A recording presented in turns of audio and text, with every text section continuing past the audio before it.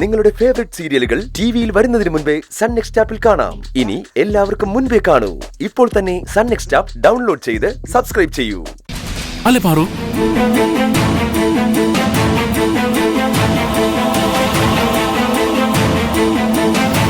നീ നിന്റെ അച്ഛനും ചേച്ചിക്കും പുതിയ ഡ്രസ് കൊടുത്ത് ഞാൻ അറിഞ്ഞു. ടൗണിൽ നിന്ന് നീ എനിക്കൊന്നും കൊണ്ടുവന്നില്ലേ പാറു? രുദ്രപ്രതാപനിപ്പോ എന്താ വേണ്ടേ?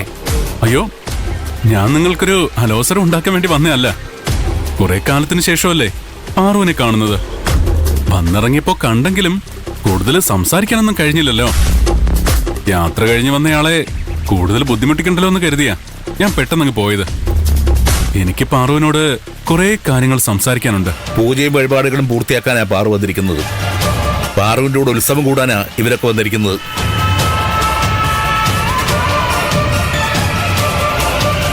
അലവസരം ഉണ്ടാക്കാൻ വന്നതല്ലെന്ന് നീ പറഞ്ഞെങ്കിലും ഇടയ്ക്കിടയ്ക്കുള്ളതിന്റെ ഈ വരവ് ഇവർക്ക് അലവസരം തന്നെ. നിനക്ക് ഇവരോട് എന്തെങ്കിലും സംസാരിക്കാനുണ്ടെങ്കിൽ ഉത്സവം കഴിഞ്ഞിട്ട് വാ. മുതലാളി എപ്പോ സംസാരിക്കണമെന്ന് നിങ്ങളാണോ തീരുമാനിക്കുന്നത്? ആരോട് എപ്പോ സംസാരിക്കണമെന്ന് മുതലാളി തീരുമാനിക്കും. മുതലാളി പറയുന്നത് മുഴുവനും കേൾക്കാതെ ഇവിടുന്ന് പോവാൻ ഞാൻ സമ്മതിക്കില്ല. രുദ്രൻ ആരോട് എപ്പോ സംസാരിക്കണമെന്ന് രുദ്രൻ തീരുമാനിക്കും. പക്ഷേ ആര് പറയുന്നത് കേൾക്കണമെന്ന് എപ്പോ കേൾക്കണമെന്ന് തീരുമാനിക്കുന്നത് പാർവതിയാണ്. നിങ്ങൾ പറയുന്നത് കേൾക്കാൻ പാർവതിക്ക് ഇപ്പൊ സൗകര്യമില്ല. അതുകൊണ്ട് ഇവിടുന്ന് പോവാൻ നോക്ക്. മുതലാളിയോട് ഇവിടുന്ന് പോകാൻ പറയാൻ നീ ആരാടാ?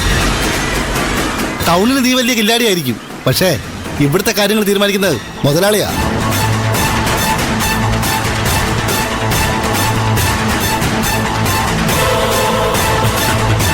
മുതലാളിയോട് കോർത്തിട്ട് ഒരു രാത്രി ഇവിടെ ആദ്യം ഉറങ്ങാൻ നിനക്ക് കഴിയില്ല.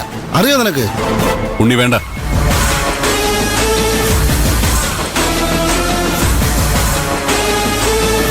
ഈ രുദ്രപ്രതാപിനെ കുറിച്ച് പാറുവും ലക്ഷ്മിയൊന്നും ഇവർക്ക് പറഞ്ഞു കൊടുത്തിട്ടുണ്ടാവില്ല. അതിന്റെ ഒരു കുഴപ്പോ എന്നെക്കുറിച്ച് മനസ്സിലാക്കിയ ഈ എടുത്തുചാട്ടം അങ്ങ് നിന്നോളും. എന്നെ ശരിക്കും മനസ്സിലാക്കിയ എടുത്തുചാട്ടം നിന്നോളൂ എന്ന് ഞാൻ പറഞ്ഞതിന്റെ അർത്ഥം ഞാൻ വലിയ വീരശൂര പരാക്രമിയാണ് എന്നൊന്നുമല്ല. ഇങ്ങോട്ട് മുട്ടാൻ വന്നാൽ ഒരു പൊടിക്ക് പോലും വിട്ടുകൊടുക്കില്ല എന്നൊരു കുഴപ്പമുണ്ട്. അത് പിന്നെ നട്ടലുള്ള ആണുങ്ങളാവുമ്പോ അതങ്ങനെ തന്നെയാണല്ലോ. അതൊന്നുമല്ല ഞാൻ പറഞ്ഞതിന്റെ അർത്ഥം. ഞാനും ഈ പാറുവും തമ്മിൽ ചെറിയൊരു ബന്ധമുണ്ട്. എന്ത് ബന്ധമാണെന്ന് ചോദിച്ചാ ഞാനിവളുടെ ഭാവി വരന.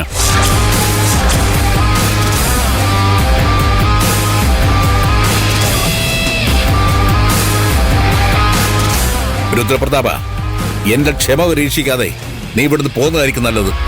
ഞാൻ എന്ത് ക്ഷമ പരീക്ഷിക്കുന്നുവെന്നാ? ഞാൻ എപ്പോഴും നിങ്ങളെ സഹായിക്കാൻ ശ്രമിച്ചിട്ടേ ഉള്ളൂ. മൂക്കറ്റം കടത്തിൽ മുങ്ങി നിൽക്കുമ്പോ എത്ര കാശ് വേണമെങ്കിലും തന്ന് സഹായിക്കാന്ന് പറഞ്ഞ് ഒരാളെ നിങ്ങളുടെ മുന്നിൽ വന്നിട്ടുള്ളൂ. അതീ രുദ്രപ്രതാപന. അത് നിങ്ങൾ മറന്നുപോയോ? എനിക്കിതിന്റെ ചില്ലിക്കാശ് പോലും വേണ്ടെന്ന് നിന്റെ മുഖത്ത് നോക്കി ഞാൻ പറഞ്ഞിട്ടുണ്ട്. അത് നീ മറന്നുപോയോ?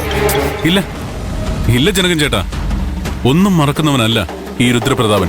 അതുകൊണ്ടല്ലേ പാറു അവധിക്ക് വന്നെന്ന് അറിഞ്ഞപ്പോ തന്നെ ഞാൻ ഓടി വന്നത്.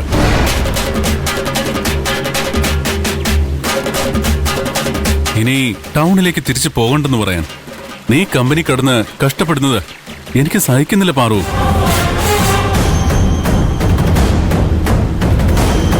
ഞാൻ പറഞ്ഞത് സത്യം ജനകൻ ചേട്ടാ. ഞാനൊന്നും മറന്നിട്ടില്ല. നിങ്ങൾക്ക് തന്ന വാക്കും ഞാൻ മറന്നിട്ടില്ല. കൈവിട്ടുപോയ നിങ്ങളുടെ വീട് സ്ഥലവും ഞാൻ തിരിച്ചു വാങ്ങിത്തരും. നഷ്ടപ്പെട്ടു പോയ സ്വർണത്തിന് പകരം അതേ അളവിൽ സ്വർണം വാങ്ങിത്തരും. യോഗ്യനായ ഒരു ചെറുപ്പക്കാരനെ കണ്ടുപിടിച്ച് ലക്ഷ്മിയുടെ കല്യാണവും നടത്തിത്തരും. ഇതിനെല്ലാം പകരമായി നിങ്ങൾ എനിക്ക് തരേണ്ടത് ഒന്നു മാത്രം. പാർവതി. ഇവളെ എനിക്ക് കെട്ടിച്ചു തന്നാൽ അടുത്ത നിമിഷം നിങ്ങളുടെ തലയ്ക്ക് മുകളിൽ ശുക്രൻ ഉദിച്ചു നിൽക്കും.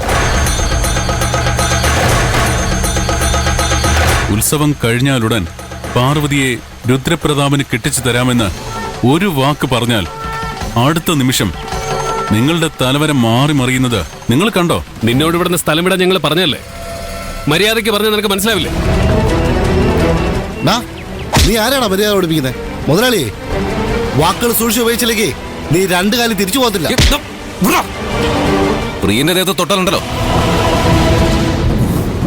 ആ, എന്ത് ധൈര്യത്തിലടാ പാർവതി നിനക്ക് കല്യാണം കഴിച്ചോർണെന്ന് എന്റെ മുന്നിൽ വെച്ച് നീ അങ്ങളോട് പറഞ്ഞത്?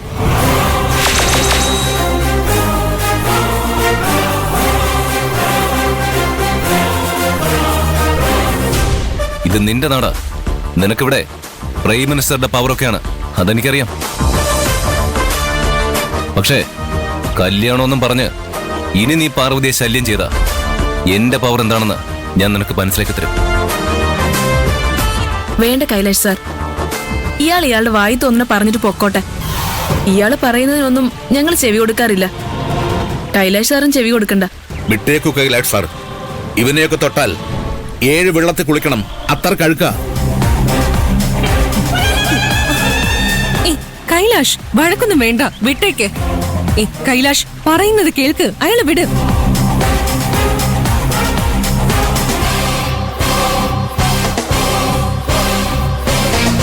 ജനകൻ ചേട്ടാ, കുറെ ബോഡി ഗാർഡുകളെയും കൊണ്ടാ മോള് ടൗണിൽ നിന്ന് തിരിച്ചു വന്നതല്ലേ?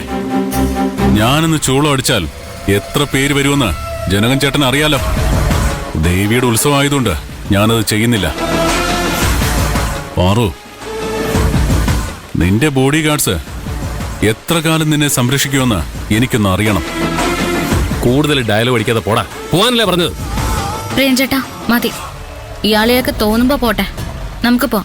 വാ, എല്ലാരും വാ.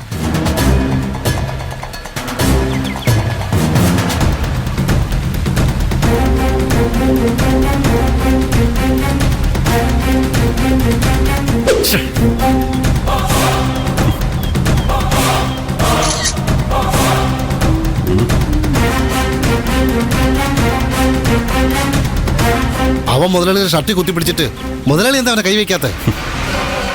വെറുതെ കൈവച്ചാ മതിയോ?